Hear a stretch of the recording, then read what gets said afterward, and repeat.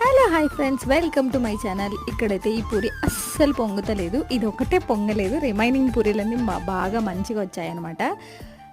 పూరి పొంగాలంటే నా నుంచి ఒక చిన్న టిప్. చాలా టిప్స్ వినే ఉంటారు. పూరి ముందుగానే కలిపి పెట్టుకోవాలి పూరి పిండి, ఆ తర్వాత దాంట్లో కొంచెం ఆయిల్ వేసుకోవాలి, కొంచెం పెరుగు వేసుకోవాలి, ఇట్లా రకరకాలుగా చెప్పుంటారు కదా. కానీ పూరి పిండి మనం అప్పుడే కలిపి చేసుకున్న మంచి ఇట్లా పొంగాలంటే కొంచెం థిక్నెస్తో కొంచెం థిక్నెస్తో కానీ మనం పూరి వేసి ఆయిల్లో దానిని అలా ట్యాప్ చేస్తే ఇట్లా మంచిగా ప్లఫీగా వచ్చేస్తాయి.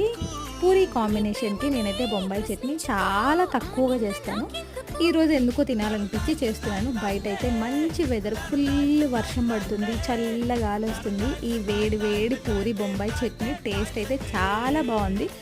ఇంట్లో ఫ్యామిలీ కూడా అందరు వచ్చేసారు, మంచిగా అందరం కూర్చొని తింటున్నాం అనమాట. ఓకే, షార్ట్ నచ్చినట్లయితే లైక్, షేర్, సబ్స్క్రైబ్. బాయ్.